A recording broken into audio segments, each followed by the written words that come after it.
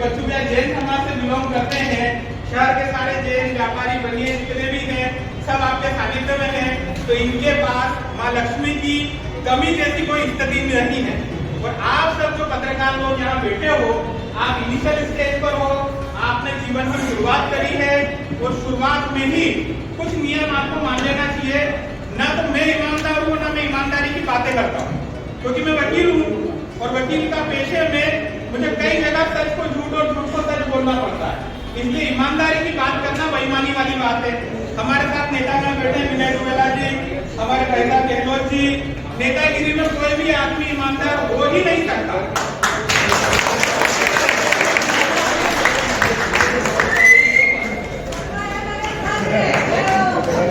अगर कोई कहता है कि मैं ईमानदार हूं, तो या तो कलयुग का नेता नहीं है, या फिर उसकी राजनीति में दम नहीं है, या फिर उसको अभी तक ऐसा कोई मौका ही नहीं मिला जहां तक माना। तो इसलिए इन सब परिस्थितियों में जब यहाँ पर हम छोटे छोटे पत्रकार लोग इकट्ठे हुए हैं जो हमारे जीवन की एक शुरुआत कर रहे हैं, तो जीवन में नियम बनाओ। नियम कैसा बनाओ?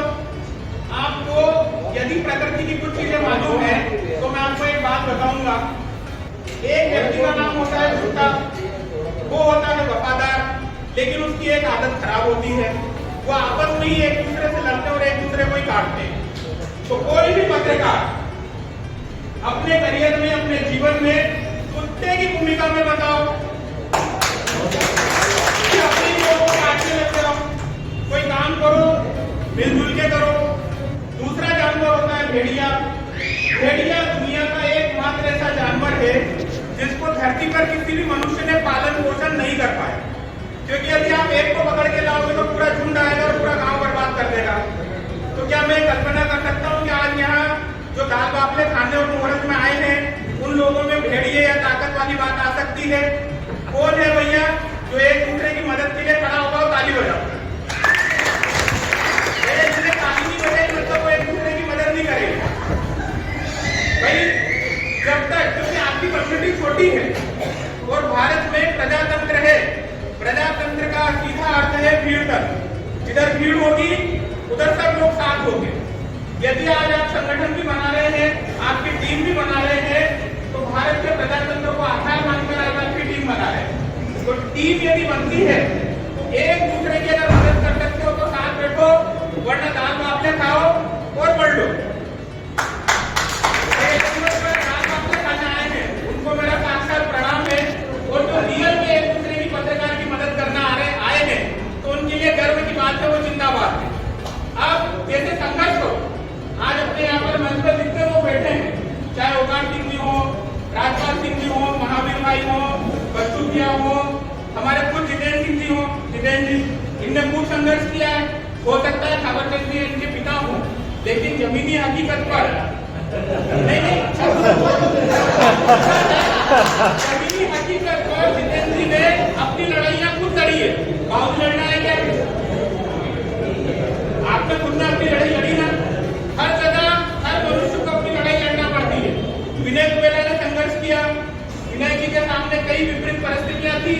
उन परिस्थितियों में वो बालागंज जैसी जगह जो भारतीय जनता पार्टी के लिए अनुकूल नहीं है, उस स्थिति में भाई विनय हमारा वहां पर संघर्ष करके चुनाव जीत के आया। और ऐसी परिस्थितियों में जब हमारे शहर के बड़े बड़े मठाधीश और संगठन, करोड़पति लोग और पूंजीपति, बाहुबली, दमदार लोग चुनाव लड़ रहे थे, उस परिस्थितियों में जब एक दूसरे को निपटाने की भूमिकाएं चल रही थी कि कहीं ऐसा नहीं हो कि नगर पालिका अध्यक्ष में ये कोई गरीब का बेटा आ जाए, ऐसी परिस्थितियों में भी हमारे भाई लोग चुनाव लड़े। देवीलाल जी गुर्जर को मैं अच्छी तरह से जानता हूँ, क्योंकि आप सबको धन्यवाद। हमारे क्षेत्र मतलब मैं चंदवाता का रहने वाला हूँ, चंबल के वहां का, और वहां के आदमी को आपने आपके जिलाध्यक्ष के रूप में स्वीकारा, तो हमारे क्षेत्र की ओर से आप सब पत्रकारों को बहुत बहुत धन्यवाद कि आपने आपका लीडर हमारे तरफ का चुना।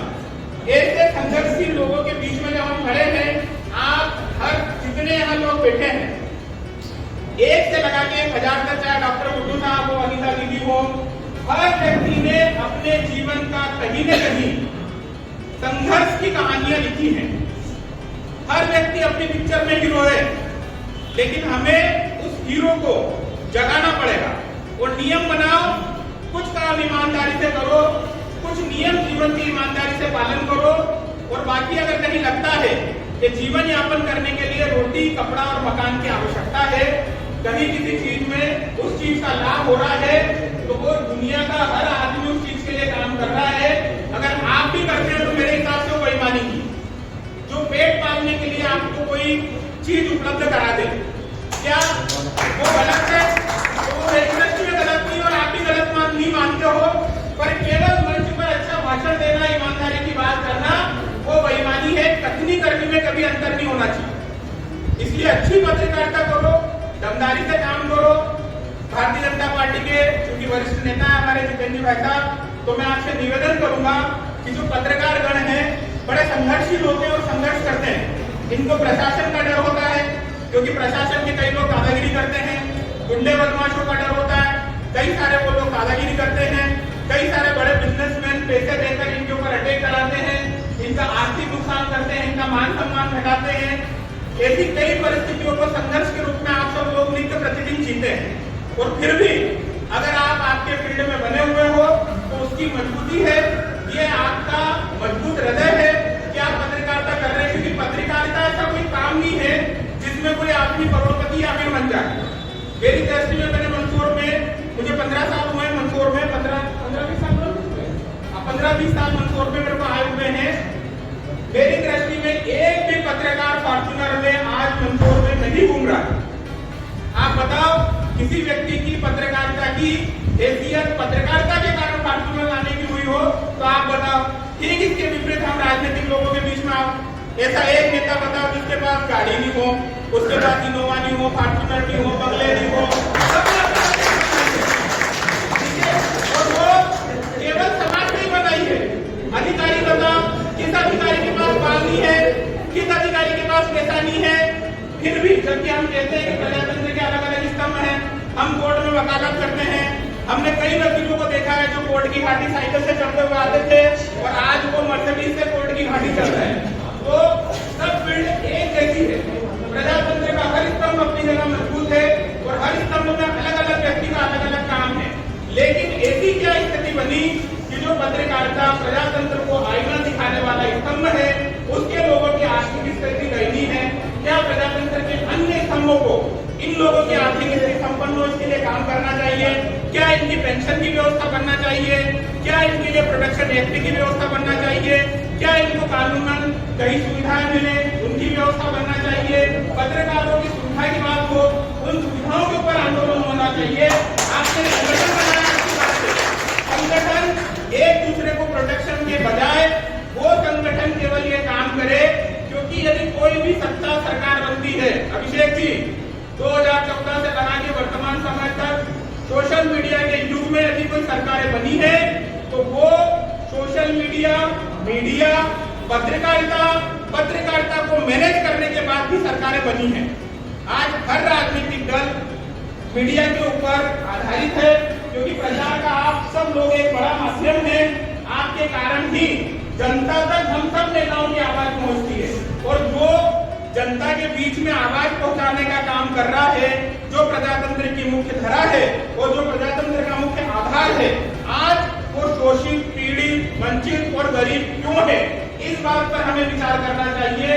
हम नेताओं के फोटो छापे बहुत अच्छी बात है, हम अधिकारियों की बड़ाई करें बहुत अच्छी बात है, लेकिन पत्रकारों को अपने अधिकारों के लिए कभी न कभी आपको संघर्ष करना चाहिए क्योंकि भारत भूमि प्रजातंत्री देश हमेशा संघर्ष चाहता है, एक युद्ध चाहता है। युद्ध के रिजल्ट के रूप में आपके हित की बात होगी।